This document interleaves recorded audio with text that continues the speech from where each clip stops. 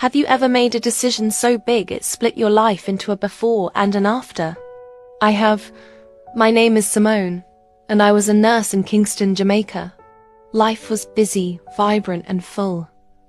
My husband Michael was my rock. He wasn't a man of grand gestures or flowery words. His love was in the everyday things. The hot cup of Blue Mountain coffee he'd have waiting for me after a long night shift. The way he'd fix a leaky pipe without me even having to ask. His steady presence that made our little house feel like a fortress. We had a simple, comfortable life. We weren't rich, but we had each other. And for a long time, that was more than enough. That life has a way of creeping up on you. I was ambitious, always striving for more. I saw my colleagues traveling, buying new cars and living lives that seemed so much more exciting than mine. A little seed of dissatisfaction was planted in my heart. I started looking at Michael and our quiet life not as a blessing, but as a cage. I'd come home tired and stressed, and instead of seeing his quiet support, I saw a lack of ambition.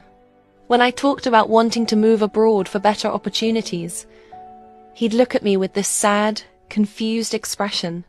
He was content. He loved his home, his friends, his life right here in Jamaica. Our dreams, which once ran parallel, had started to diverge sharply. The argument started small.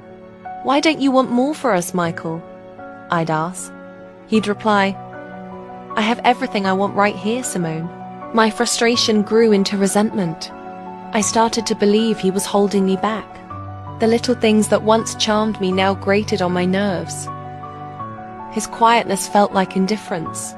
His contentment felt like complacency. I convinced myself that I was meant for a bigger, brighter world, and he was the anchor holding me in a harbor I was desperate to leave. I was looking at him, but I wasn't seeing him anymore. I was only seeing the reflection of my own restlessness. So I made the call. I told him I wanted a divorce. I'll never forget the look on his face.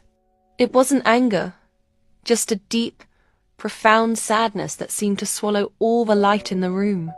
He didn't fight me. He just asked, "Are you sure this is what you want?" And with a confidence that now feels like the height of foolishness, I said yes.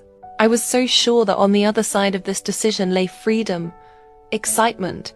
And last year, in 2024, I made the decision that would change my life forever. I divorced my husband, Marcus Reed. I had been swayed by friends who insisted I didn't need a man, that I could